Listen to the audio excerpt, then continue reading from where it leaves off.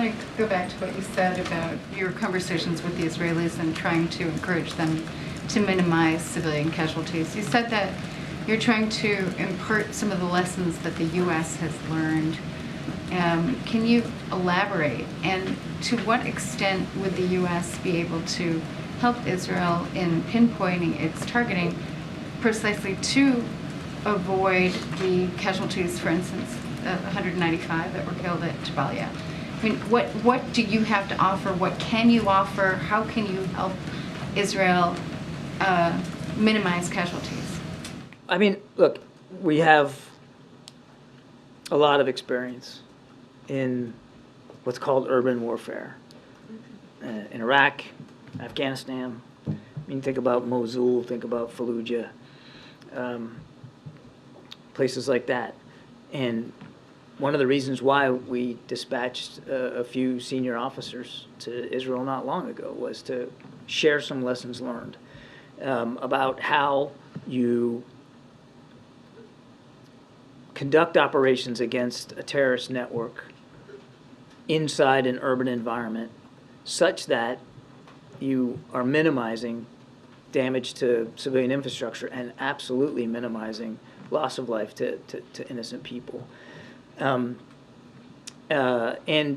there are things you can do on the ground that you can't do from the air, particularly if you have good intelligence. And so I think those were the kind of conversations that we were having with our Israeli counterparts. And on your second question, I mean, there's no plan or intention for the United States to get involved in the targeting process.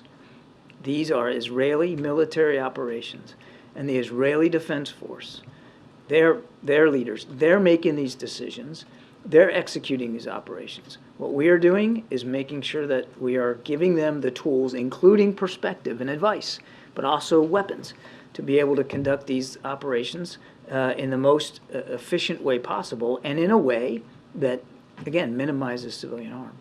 Can I just follow up? If the U.S. is providing weapons that are intended to minimize harm, but then we see large civilian casualties in places like Jabalia, does the U.S. bear some responsibility by providing the weapon? We are not making the targeting decisions. The Israeli Defense Force are making the decisions.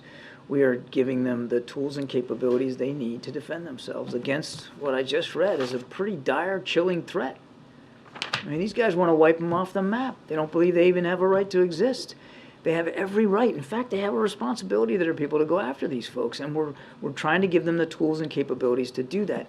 But in addition to it is our perspective, our lessons learned, our advice about how to do it in a way that minimizes civilian harm. Are you going to increase the number of officers that are providing this advice? And then I have a real quick question on Chile. I know of no other decision to send more officers over there. The ones that went over are now back. They're not still there. But obviously we have terrific communications with our Israeli counterparts. Okay. And then on Chile, the president of Chile will be meeting later with the president or shortly. Chile has recalled its ambassador from Israel. You know, obviously there are other countries in Latin America that have also recalled their envoys and have broken ties. Bolivia has actually broken ties with Israel. You know, do you see this being a big topic today? And what will the president say to the president of Chile about this decision to recall an ambassador? Well, I'm not going to get ahead of a conversation that hadn't happened yet. But obviously, each country, these are sovereign nations. They have the right to handle their bilateral diplomatic relations in the way they see fit. We're not going to lecture to people about how they handle that. I don't know, to your other question, I don't personally know of other nations that have recalled their Israeli ambassador, but obviously that's for them to decide. What we've decided to do is what I've just told you about our goals and our support for Israel, and we can speak to that.